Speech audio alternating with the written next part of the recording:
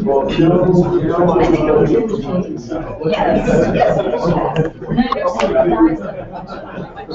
Yeah, Brian, you're good. Yeah.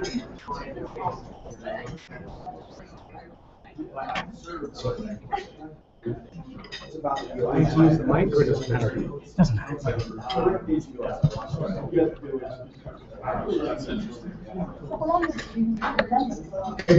Ready to get started here? I don't know if it's on or if I need it. Ready to get started? I'm Brian Goodstaff, resident of Colorado. Thanks for joining us for the annual meeting.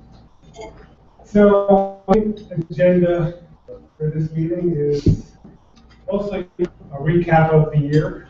We'll talk about what things we did and accomplished throughout the year, and we'll also open it up to members for any comments or questions at the end.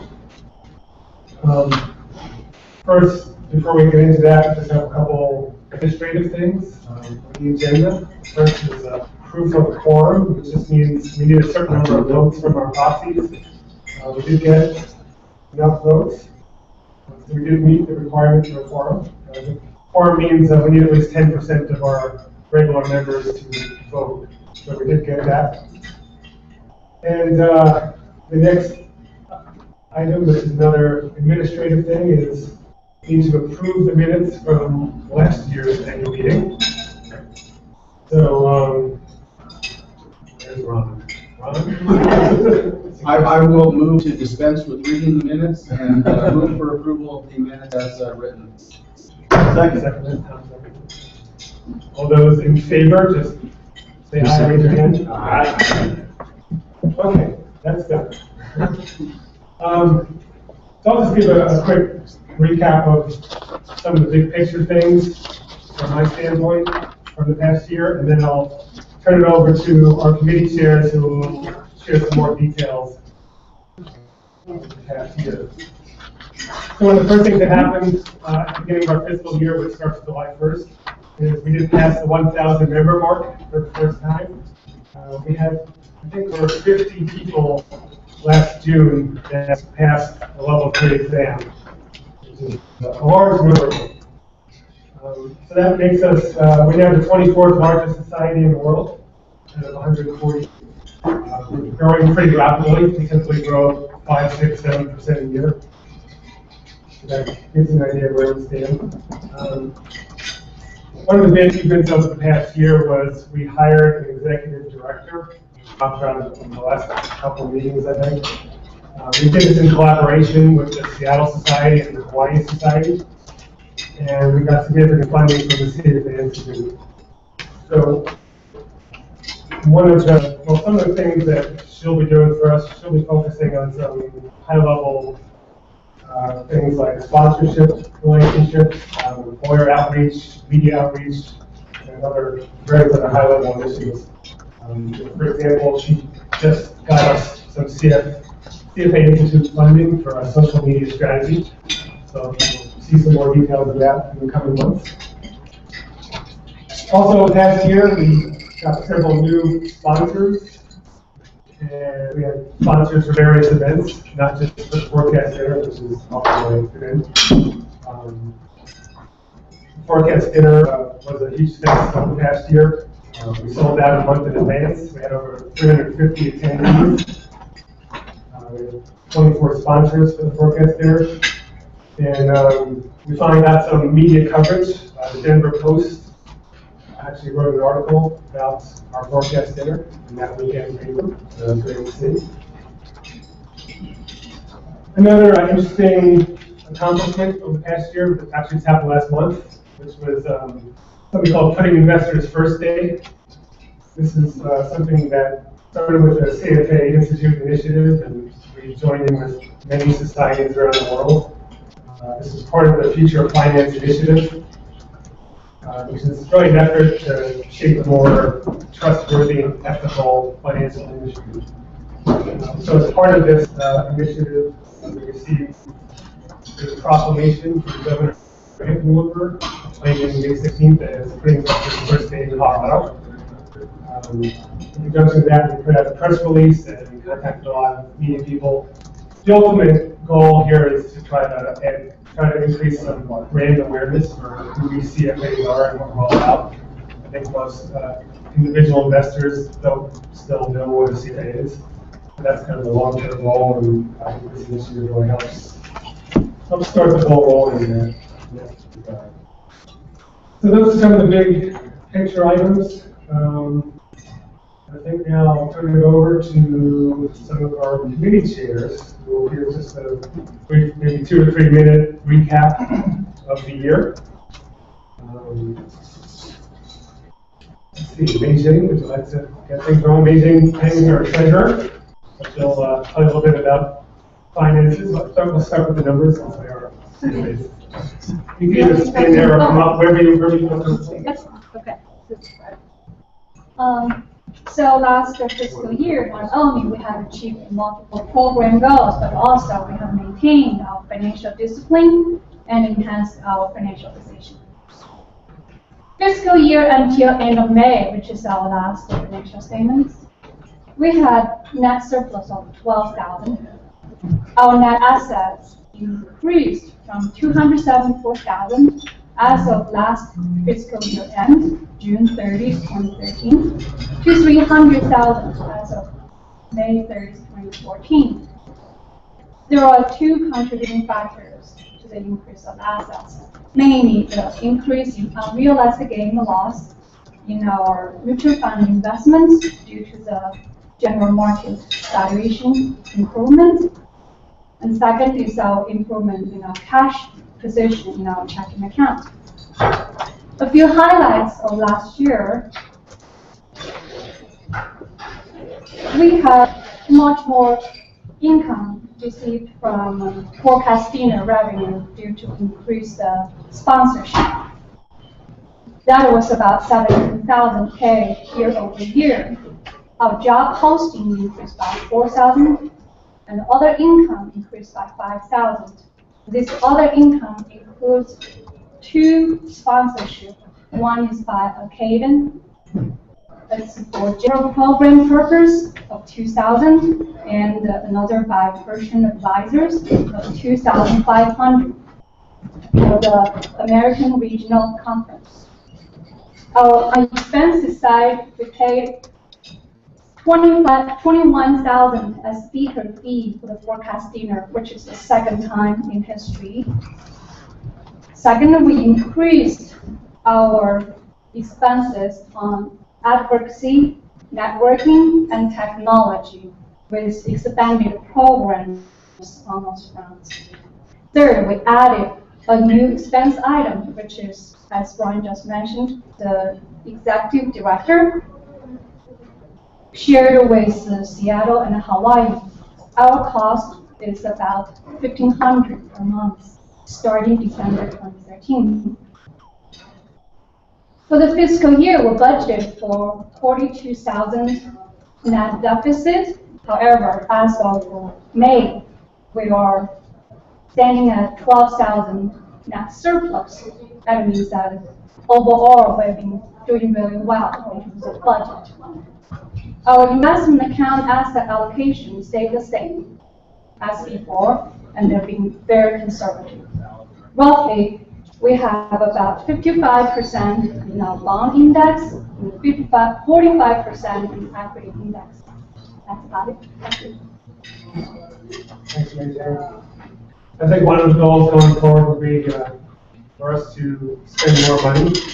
We tried this year, we budgeted a pretty sizable deficit, and it didn't quite happen that way. We ended up with surplus. So one of our challenges going forward is to spend more money, which could be more programs, bigger, better programs. Any ideas are of course welcome. All right. Tom Riley's our outgoing program chair. You want to give an update on the programs? And you can either stand there or come up. Yeah, I'll just stand right here. Quick review of the year from programs. Like Brian said, we had a portion of the year where we were outpacing our budget and feeling good about spending more than we had, and then we ended up the year not quite doing that. we do need to do a better job of spending more money on programs, doing more stuff here, getting more people to come. But I think the highlight from last year was the evening program last year that was here in October, the fixed income panel with people from Double Line and PIMCO and giving their thoughts, and we got really good feedback on that. So if we can continue that, maybe try to have 2 of those or 3 of those during the course of the fiscal year, we'll probably do a good job of spending our money in a good way. We're still trying to get the CFO from the Colorado Rockies and expect a good turnout for that. He's kind of permanently on our radar, but it's just a matter of nailing him down. And anyway, it was a good program year. We had a lot of people that were coming out to that reached out with interest in doing the program. So part of the challenge is turning people away and trying to find people that will be worthwhile and valuable for our membership, rather than just coming out to push the product that they're a part of. That's it. Thank you, Tom. Let's move on to advocacy. Advocacy part of our advocacy chair. Ron, please.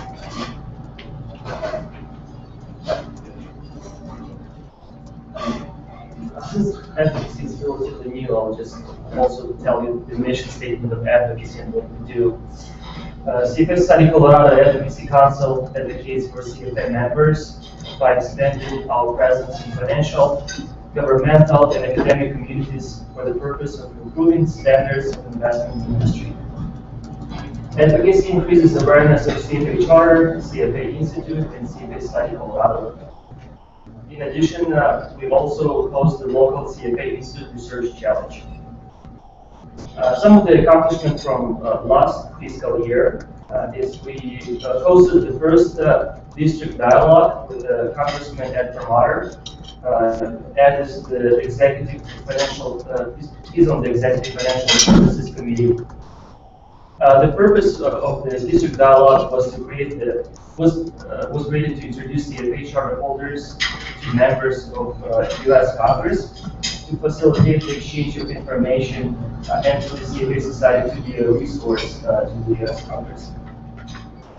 CFA Study Colorado hosted the 5th annual CFA Institute Research Challenge. We had 5 university teams participated last year, and the University of Denver won the research challenge. The subject company of the last year's research challenge was Most Brewing Company. We also hosted the Americas Regional Final that brought 48 teams from North America to compete in the Americas Final. University of Missouri, Kansas City won the Americas Final, and they traveled to Singapore to compete at the Global Final. In Singapore, University of the Philippines, Diliman won the 2014 Global Final. Those the main events for the year.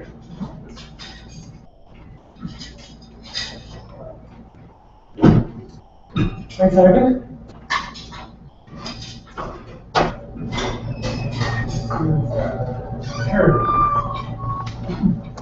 Aaron, was our social chair. Could you just give us a little recap of the year? We did a few happy hours. One of our highlights of the year was at the Denver Art Museum, which was kind of based on what we did the year before. So we plan to do that again next year. It was very successful, great turnout, a lot of new faces, goals. So hopefully we'll do that again. We did have a happy hour beforehand, and then went to the museum with a private event. So that was really kind of a special thing. Other than that, we maybe have a golf event in the fall on a Saturday in September. So we're planning on that. Otherwise, we're doing a Rocky game in August, and we have happy hour on the 11th of this month. Is it tomorrow?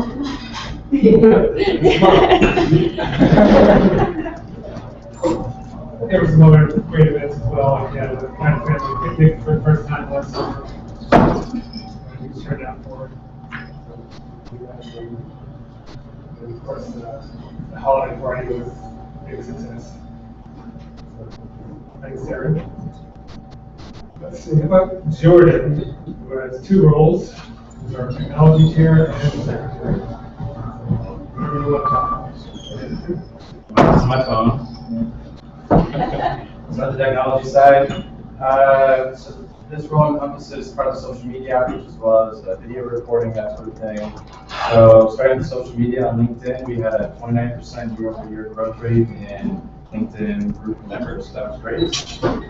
We purchased AV equipment from society. That was a big budgetary spend for us this past year.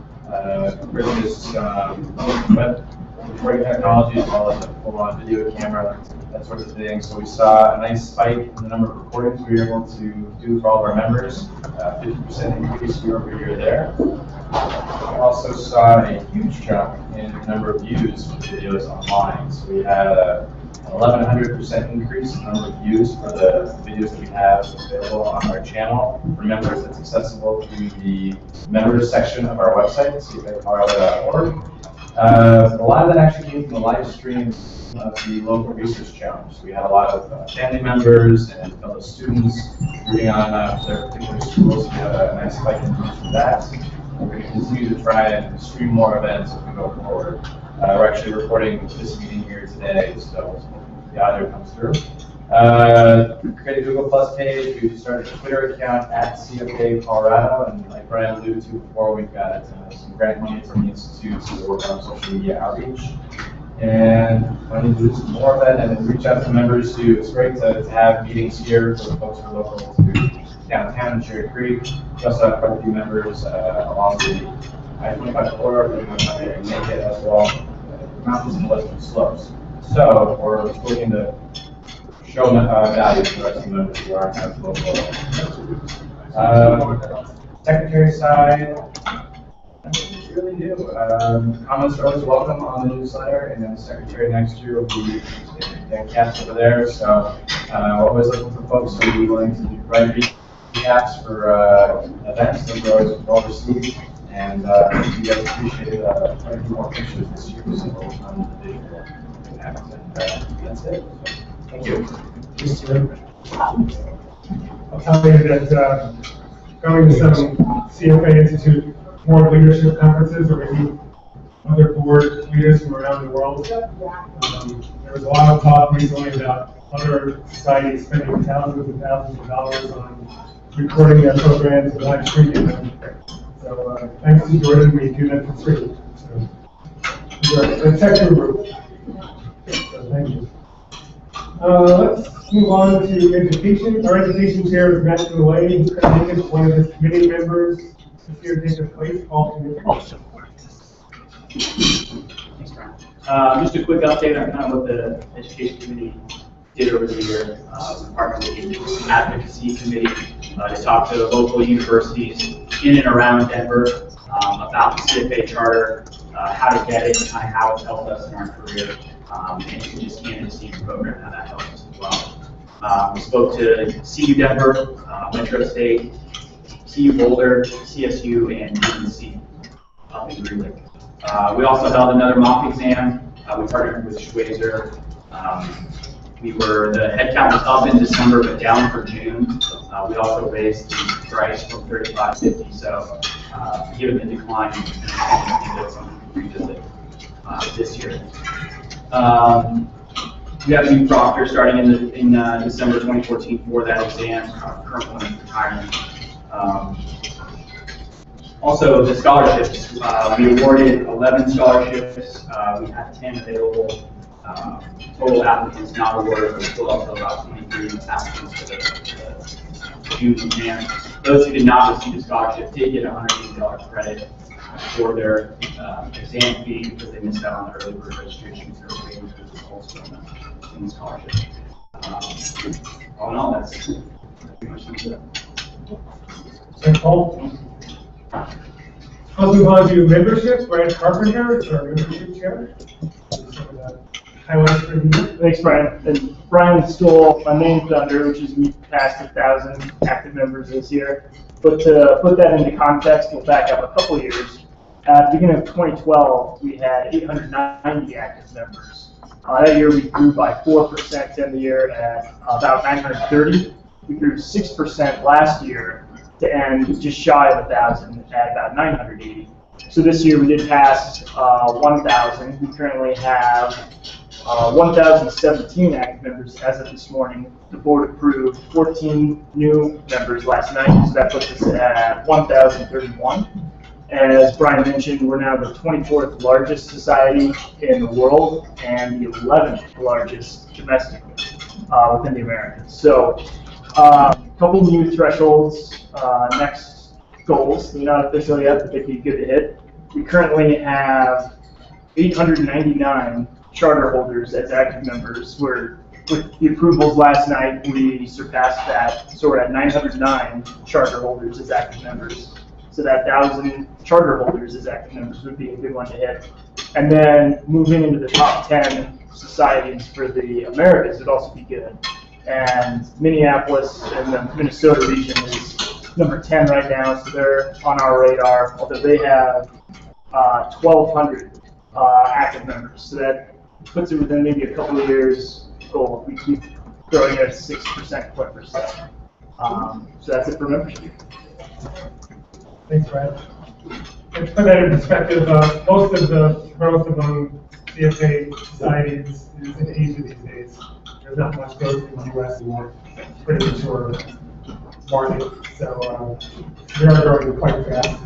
And, we all know it's a great place to live, so there's a lot of people moving here every year.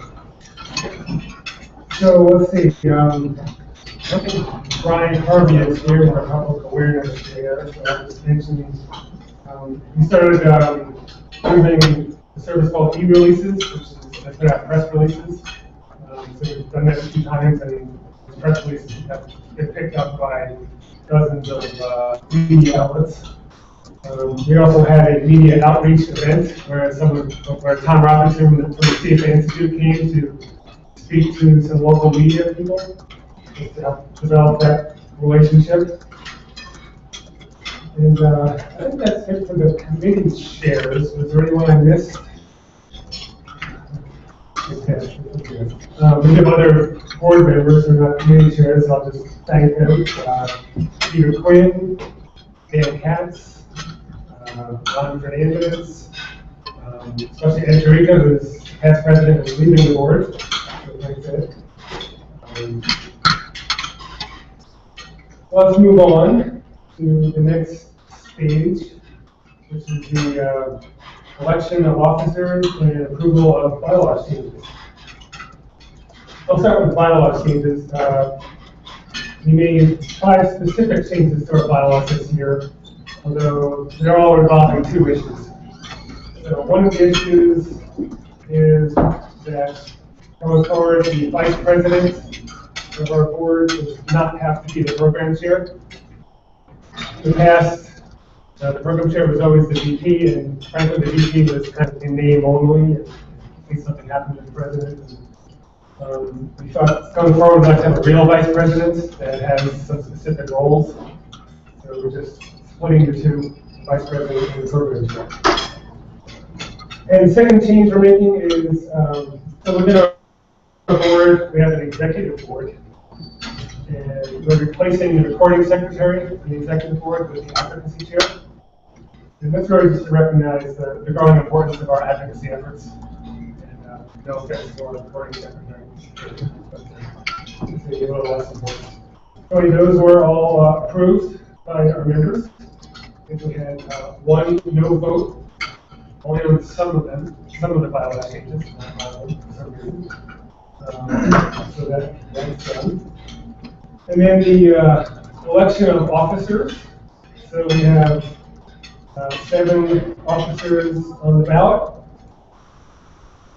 We have for president, we have Tom Riley. Vice president is Jordan Booth. Treasurer is Mei Jing again. Secretary is Dan Katz. Advocacy chair will remain Ivan. And then 2 directors, which are Peter Quinn and myself. And the whole slate was approved by our members. It actually was unanimous. Believe it or not, Tom. So good job. Ron,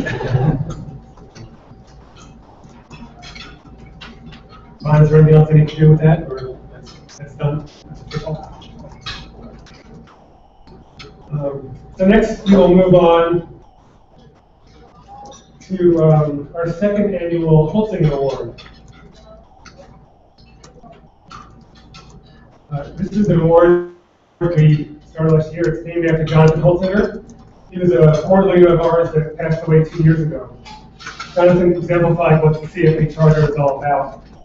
He dedicated himself to making our society and community better, and built the advocacy committee structure that we have today.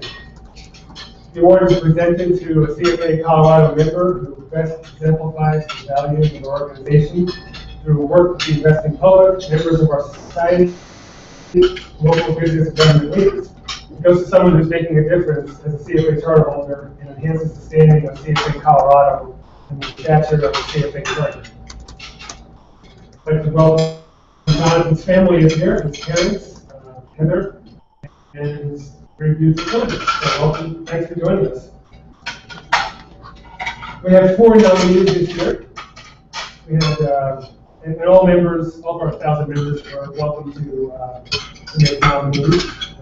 We had 3 last year, so we're moving up for this year. The nominees were Ivan Sitzkar, Jamie Cornelson, Todd Foley, and Dan Romwell. And we do have a very heavy trophy for presentation. Hopefully I won't break it.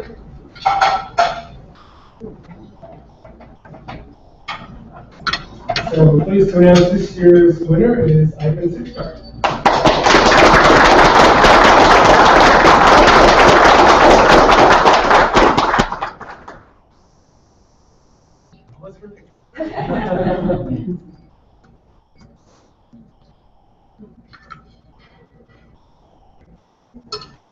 Thanks.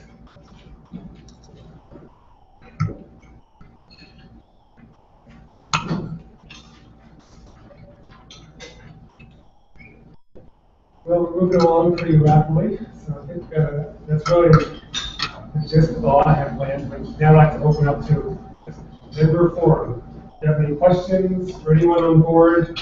Anything we discussed? Past half hour or so? Now's your chance. Tell us how bad we are, how good we are, any suggestions or questions. Feel free to ask. Yes? First of all, past president of the society. Since the society is still running a large surplus and has trouble paying, utilizing that surplus, why doesn't the society encourage more paid speakers at its events for its members?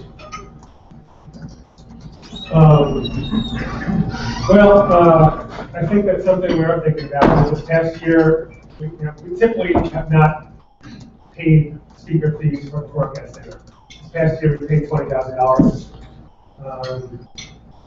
So the idea was we would lose money in the forecast center. This would happen when you brought in a lot more sponsors. I think part of that is because by booking our speaker really early, he's someone we've been speaking to for the last few years and is already on our radar.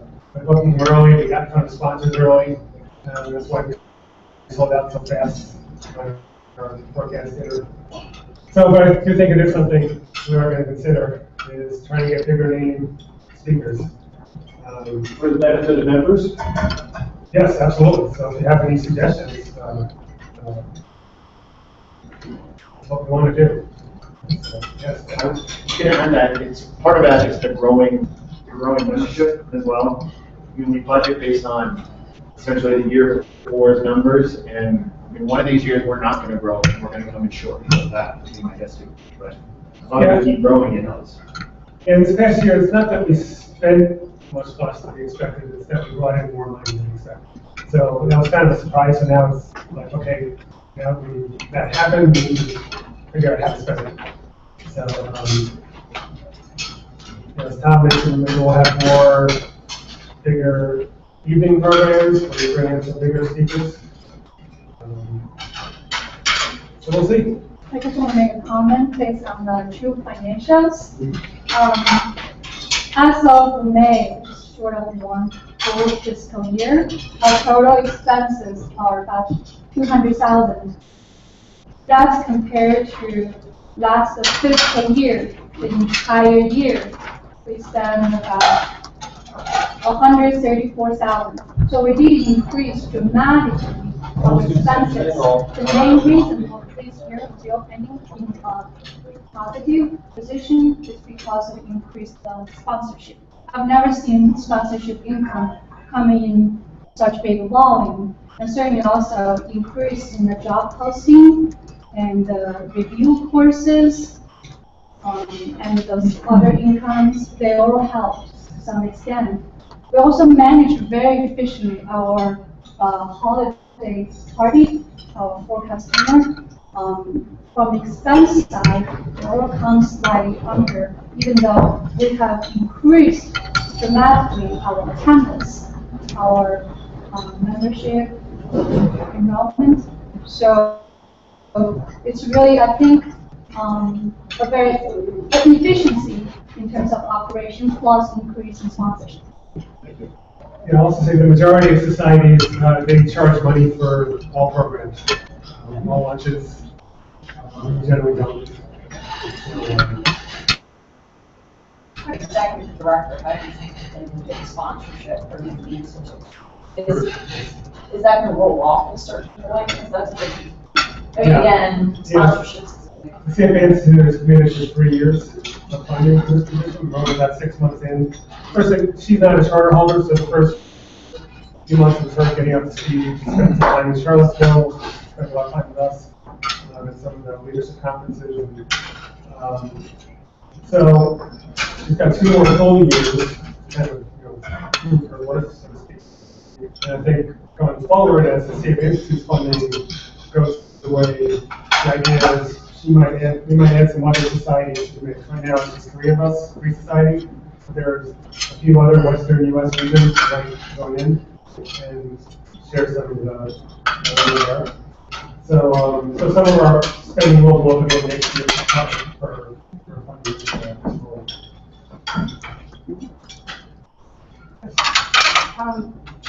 I think there were no handouts, so usually we get a copy of the financials and the minutes that we haven't seen. Are those on the website? Or is there a hard copy available? Yes. Not that the minutes are big deal, we would like to see the financials. Okay, absolutely. Do we have any copies? I can give you my copy. Sorry, we do not. I thought Lisa was Yeah, but in the house we did prepare a package of last year's minutes, plus the financials, but somehow it's very.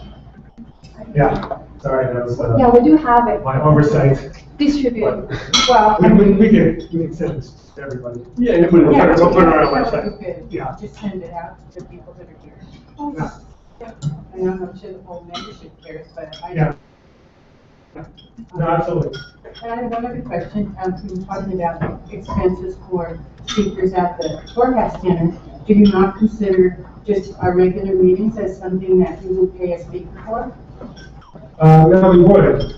Generally, right now, we have a lot of speakers coming to us saying they'd love to speak for our society. For free. So, Right, I understand it, but, you have a diverse membership that has different interests. Everybody has their own thing that they want to hear about, so you need to spread that out, but, it would seem to me that the universe of memberships here in Colorado makes it a type of membership where people are not in contact with Wall Street all the time.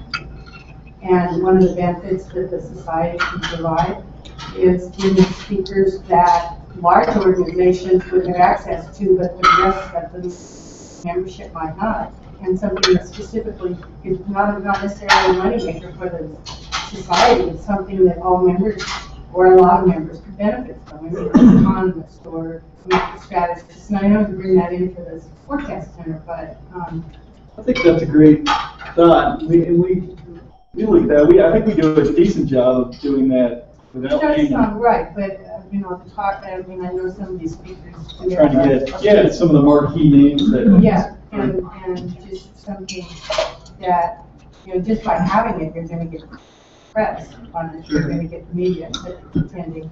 But I think it would be, something to benefit members. Yeah. Yeah, it's interesting, just the mix of speakers that we reached out to. Some big names don't ask for any money, and then some, I reached out to Liz and Saunders from Schwab. Some went from Schwab, and I was told, don't even bother asking to pay for it. Yeah. And it's others, we have a chief strategist from Goldman Sachs, free. So, yeah, there was kind of a pretty kind of all. Oh, I know, and I know National does have a speaking bureau too, but, I would think quite. Yeah, no, that's a good idea. Ed, you remember, what do we pay Mark Taylor? He came off the speaker bureau, although they don't do that. Right, they don't even have the speaker bureau anymore. Oh, they don't have that. But But that was a good example. Right. Yeah, kind of the one-off, I mean, yeah. Well, and I can speak to that. I was president 2 years ago, and we've all joked about, actually, we budgeted losses almost every year of the 5 years that I've been in office here. And so it's a little bit of a joke, but this year was the amazing sponsorship we got for the forecast dinner. A couple of years it's been, we grew a lot more. A couple of years it's been CFA came in with this huge amount of extra money or something like that. So there's just frequently something that happens that causes us to not lose the money we tried to lose. I mean, look how much money we spent this year, and we still, somehow we came up with this amazing revenue source. So, but to get to your point, I've definitely been after paying for speakers. If you pay for speakers, people show up to see speakers, and we saw that this year, so I think that just ups the ante for next year. Do you know what the average attendance for the non-social events was? For the programs? For the programs, not the social. Yeah, 50 to 60. Well, it's just kind of average, society is 5%. Or space constraints. No, oh, I know, I mean, that's actually decent to it, but, Like we normally sell out almost every program, and that's just between whether you probably have limits on the size of the events actually. That's why we haven't had as many youth club programs like that.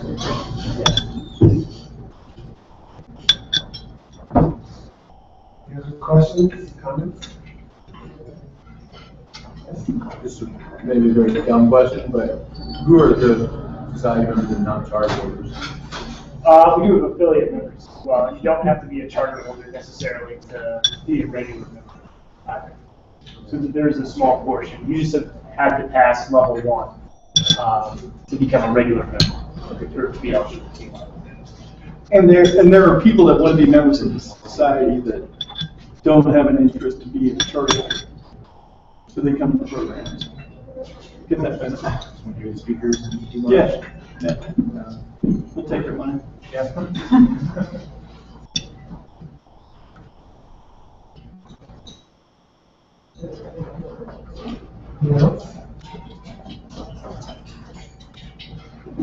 Okay, well, enjoy the rest of your lunch.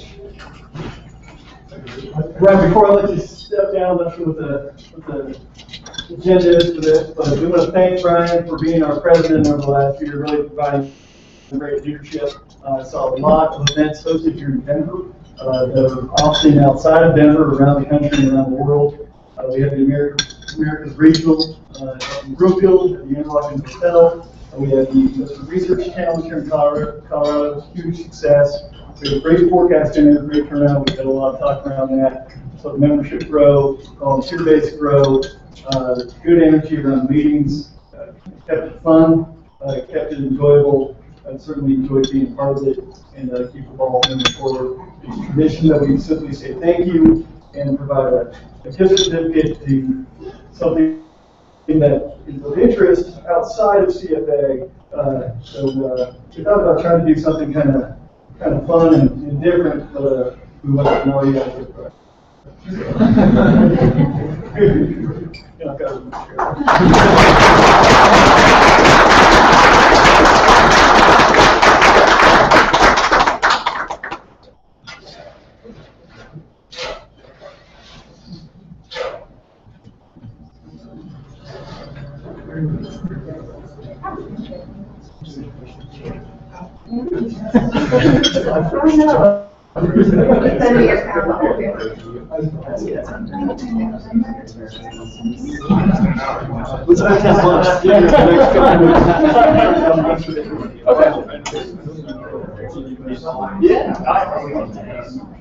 I appreciate it.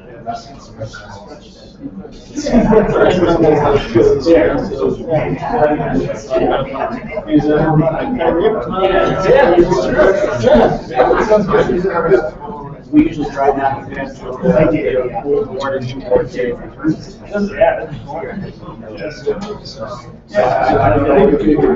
You want to pick that, or Ryan's going to pick that? James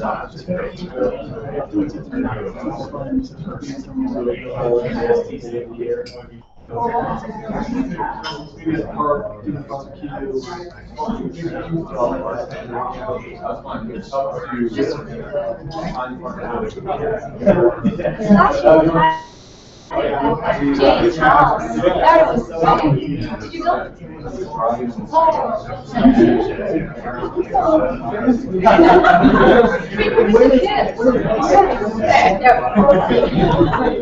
Yeah, there's. It's a very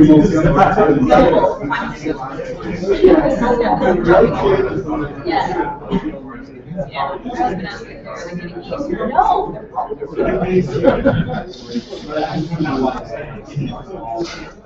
I'm going to take you step 1.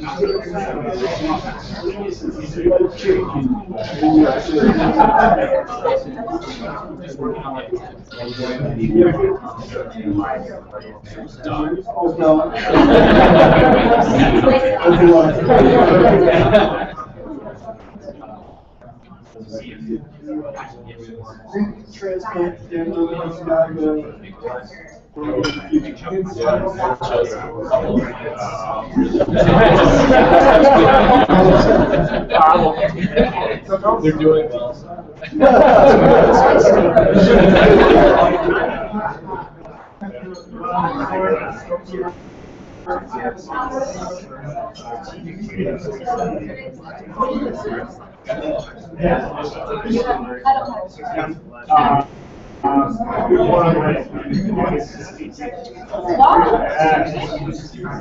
Oh, wow. Don't serve that.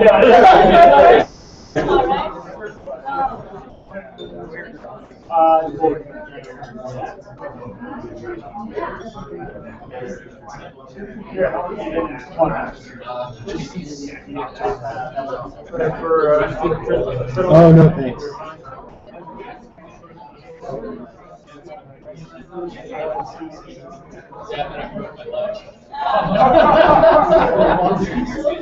Yeah, first day out.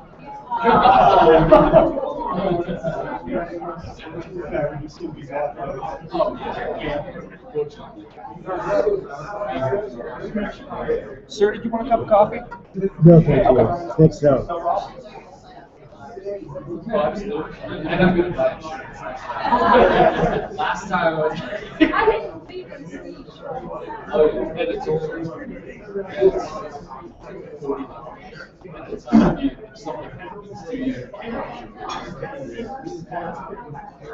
I was specifically. I just figured out some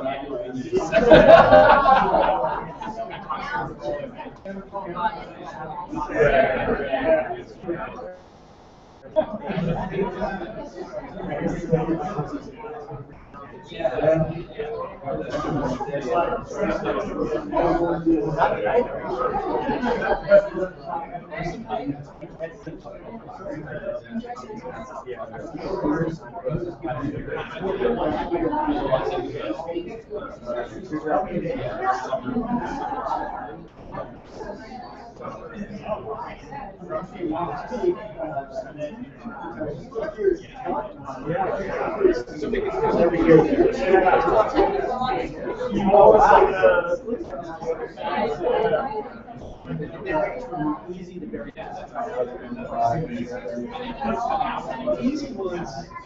I'll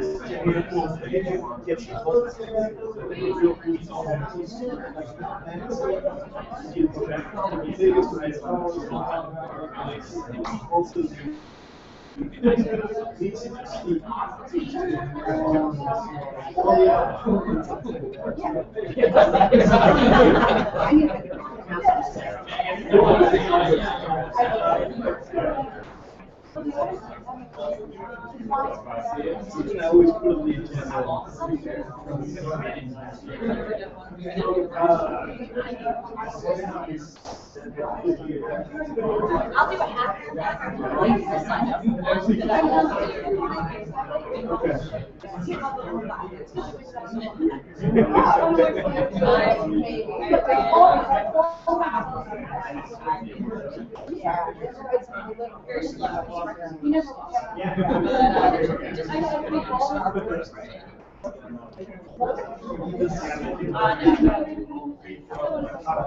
It was very nice.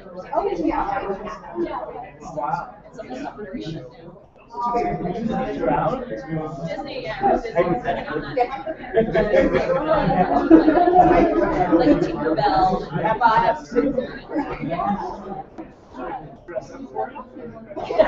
although ironically, we take out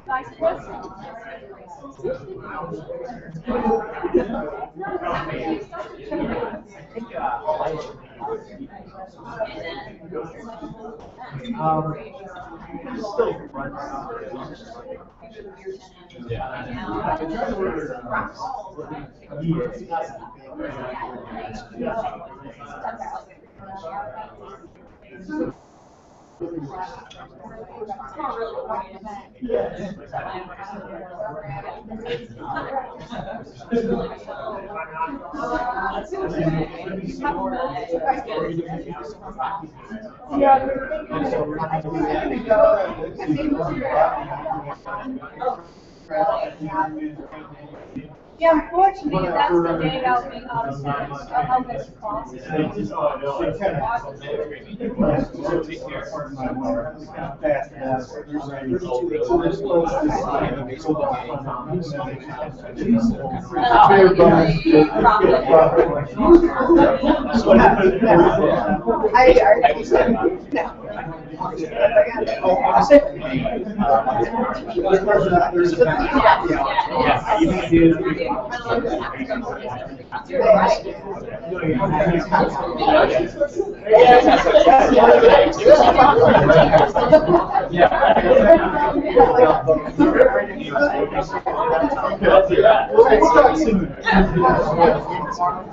Nice to meet you.